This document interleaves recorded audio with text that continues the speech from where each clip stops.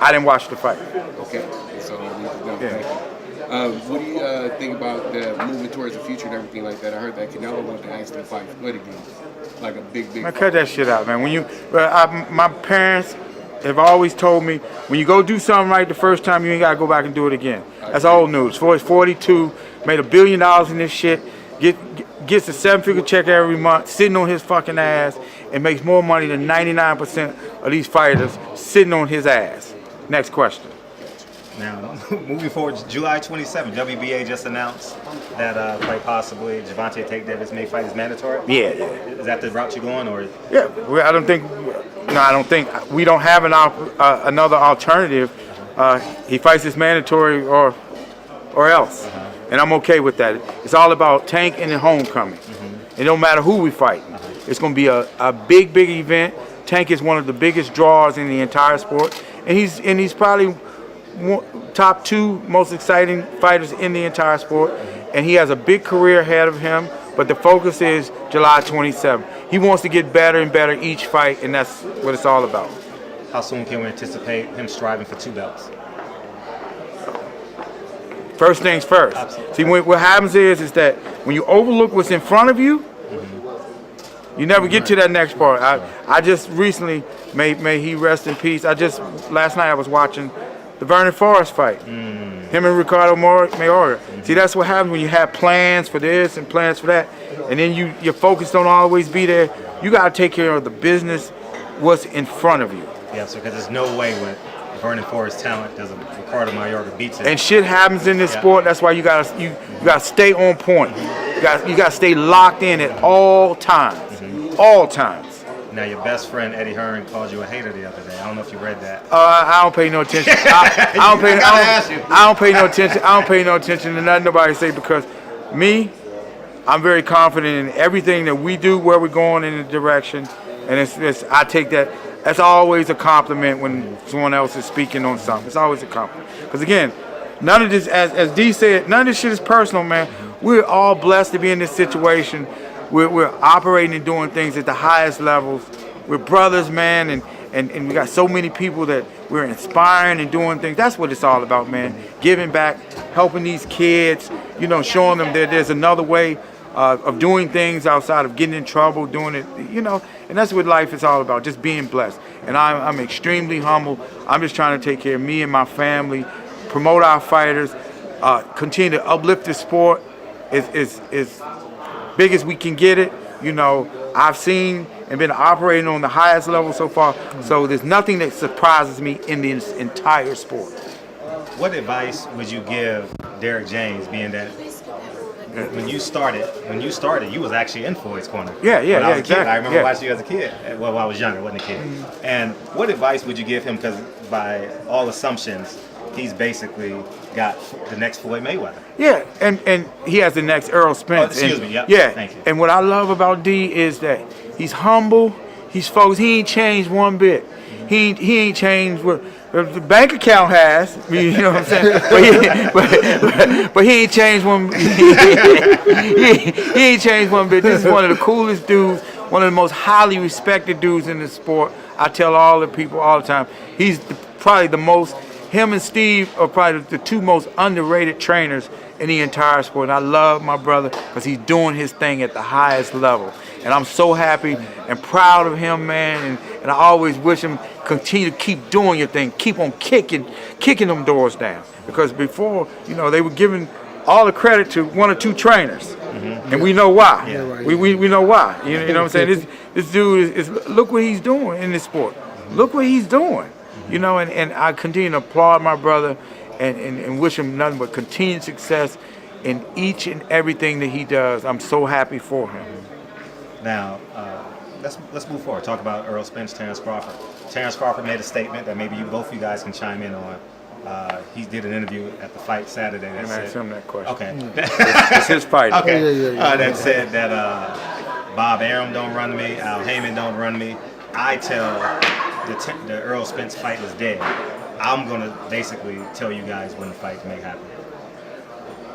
I have no comment. I think that he said what he said. I'm not a guy to try to psychoanalyze what somebody said. I have no idea about And if he feels that way, that's how he feels. If that's what it is, that's what it is.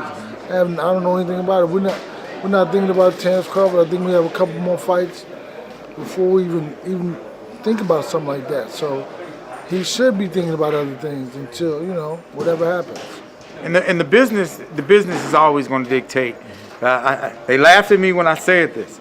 I said that the business will always dictate how big fights are made. Because when you're at this level, when you're operating at this level, and you think outside the box, I understand what it's like. I know what the boxing community is. It's the same 300 or 400 that's there. And there's nothing wrong with that. But if you aspire to do other things that's bigger than the sport and to be able to cross over and do other things, you don't have to be Floyd Mayweather. You don't have to, but if you go on to make $400 or $500 million, is that a bad thing? You know what I'm saying? And Floyd has laid the blueprint out there where you can think like a boss man and you can be in control of your own destiny as your own boss. Now, in Terrence's situation, again, I have nothing but respect for the brother. I've been on record with saying that I personally thought with the landscape of what we were talking about at the time, I thought that because I don't really get caught up in that pound for pound shit, because at the end of the day, that's not going to pay bills. It's not going to feed your family. And then when your careers are long over, then they can say, oh, well, this guy was the pay. But then what did you accomplish in the sport beyond the legacy? What do you have to pass on down to your generation of your families? That's what I teach our young fighters is legacy is always going to be first, but we're going to get paid doing it. And that's our job, to put our fighters in positions where they can be successful beyond post boxing. And in Terrence's situation, he's in a tough spot. I mean, let's call it what it is. I mean, he's in a situation, and it is what it is. It's none of my business. And I wish the brother nothing but respect. I think he's a tremendous fighter. They were disappointed and upset that I felt as though that when I said that Errol Spence beats him. He beats him 100 out of 100 times. That's my opinion, and I'm entitled to that. Now, moving forward to Sean Porter, obviously there were reports saying that he's fighting August 3rd, which probably isn't true. About I mean, listen, I'm being honest. I have no idea. I haven't heard that. So, I mean, I don't know. I mean, a lot of people are stuff before I do, because I'm not on the social media like that. So, who knows? Well, my report says it's not August 3rd. But it don't. Does it matter though? Does it matter? He has a big fight in front of him, and several big fights in front of him, and all the guys are in the mix, and we're gonna find out who's the best welterweight. Right. That's gonna happen. We're gonna find out who's the best welterweight. That's gonna happen sooner than later. We're like in the final four right now. We're basically like in the really. The final business, like 5 or 6 guys. Yeah.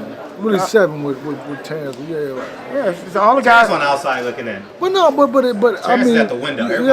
But at the same time, you still could have to put him in the equation. Yeah, definitely. Because you can't like overlook somebody who is really that good of a fighter and who has the belt, right? So we won't overlook him. We'll just say that it's all about playing in this, taking care of whatever that's in front of you.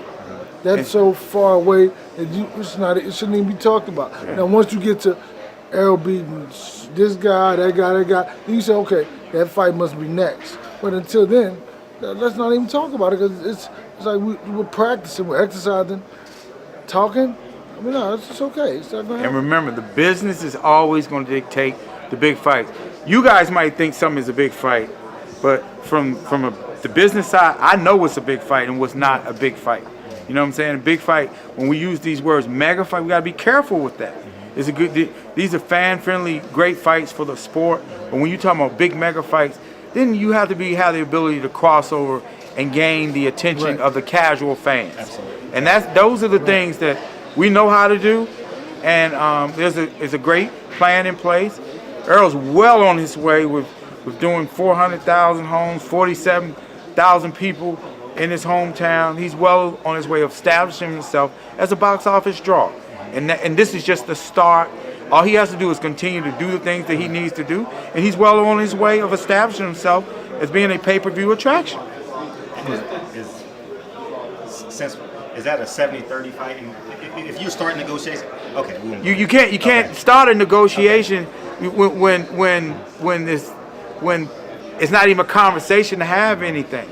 You got one guy who just did 400,000 homes, and a guy that just did a little 100,000 homes. Two tremendous fighters, but right now, when you're talking about two, we just go from the network perspective. Anytime that you have two different networks, there has to be a reason for these to join forces.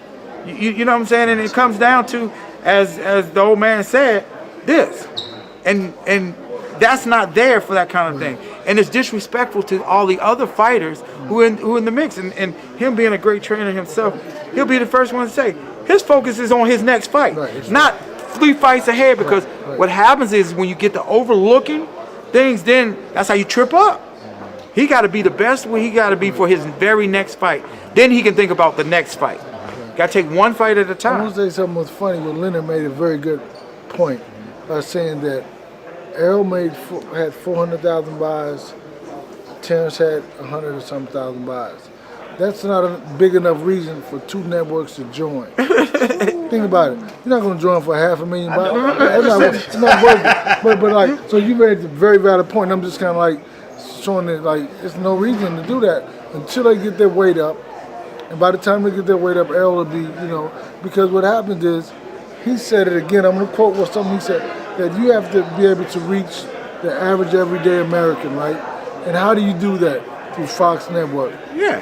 And you continue to build yourself by again, Earl's fought on a platform where he's had 6 million viewers. Right. He's done that. He's done that. Regardless of what you want to throw in the middle of it, that's happened. That's all factual. You know what I'm saying? And at the end of the day, that's why these guys want to continue to build their profile. And it's about having the visibility to do that. Now his very next fight, whatever platform he's fighting on, this will be bigger and better the next time. And then all of a sudden, you find this segment of audience out there, it's like, oh, the Spence kid, and that's how you build your base and you become an attraction. You become a household name. Right, yeah. You just can't say in boxing, oh, these are great fights to be made, but you gotta look at it. The fighters gotta get paid. It's being reported that the Spence Porter fight's going to land on regular Fox. You know what, man? We are at a Jamel Charlo, Tony Harrison press conference. I understand what you said. But I'm like, come on, man.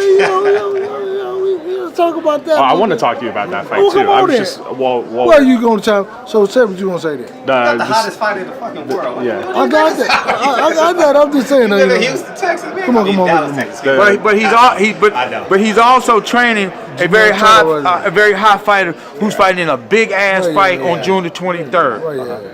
For Talking all about the this fight marbles right here. Do you feel like this?